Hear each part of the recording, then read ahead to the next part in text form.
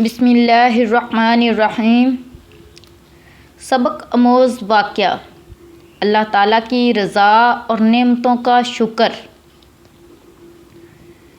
ایک گاؤں میں غریب نائی رہا کرتا تھا جو ایک درخت کے نیچے کرسی لگا کے لوگوں کی حجامت کرتا۔ مشکل سے گزر بسر ہو رہی تھی۔ اس کے پاس رہنے کو نہ گھر تھا، نہ بیوی تھی اور نہ بچے تھے، صرف ایک چادر اور ایک تکیہ اس کی ملکیت تھی۔ جب رات ہوتی تو وہ ایک بند سکول کے باہر چادر بچھاتا، تکیہ رکھتا اور سو جاتا۔ ایک دن صبح کے وقت گاؤں میں سیلاب آ گیا۔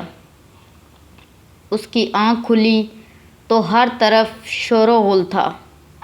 وہ اٹھا اور سکول کے ساتھ بنی ٹینکی پر چڑھ گیا، چادر بچھائی، دیوار کے ساتھ تکیہ لگایا اور لیٹ کر لوگوں کو دیکھنے لگا۔ لوگ اپنا سامان، گھر کی قیمتی اشیاء لے کر بھاگ رہے تھے۔ کوئی نقدی لے کر بھاگ رہا ہے، کوئی زیور، کوئی بکریاں، تو کوئی کچھ قیمتی اشیاء لے کر بھاگ رہا ہے۔ اسی دوران ایک شخص بھاگتا آ رہا تھا۔ اس نے سونے کے زیور، پیسے اور کپڑے اٹھا رکھے تھے۔ جب وہ شخص اس نائی کے پاس سے گزرا اور اسے سکون سے لیٹے ہوئے دیکھا تو غصے سے بولا، اوئے، ساڈی ہر چیز اجڑ گئی ہے، ساڈی جان تے بنی ہے تے تو ایتھے سکون نال لما پیا ہویا ہے۔ یہ سن کر نائی بولا، لالے، اج ہی تے غربت دی چس آئی ہے۔ جب میں نے یہ کہانی سنی تو ہنس پڑا، مگر پھر ایک خیال آیا کہ شاید روز محشر کا منظر بھی کچھ ایسا ہی ہوگا، جب تمام انسانوں سے حساب لیا جائے گا۔ ایک طرف غریبوں کا حساب ہو رہا ہوگا، 2 وقت کی روٹی، کپڑا، حقوق اللہ اور حقوق العباد۔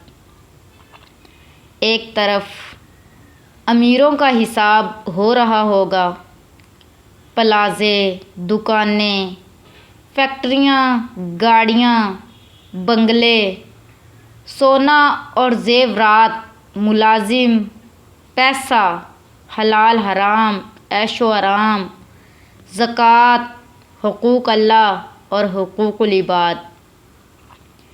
اتنی چیزوں کا حساب کتاب دیتے ہوئے پسینے سے شرابور اور خوف سے تھر تھر کانپ رہے ہوں گے، تب شاید اسی نائی کی طرح غریب ان امیروں کو دیکھ رہے ہوں گے، چہرے پر ایک عجیب سا سکون، اور شاید دل ہی دل میں کہہ رہے ہوں گے، اج ای تے غربت دی چس آئی ہے۔ اللہ تعالیٰ سے دعا ہے کہ ہمیں ہر نعمت کا شکر ادا کرنے کی اور اللہ کی رضا کے مطابق استعمال اور تقسیم کرنے کی توفیق عطا فرمائے۔ آمین ثم آمین یا رب العالمین۔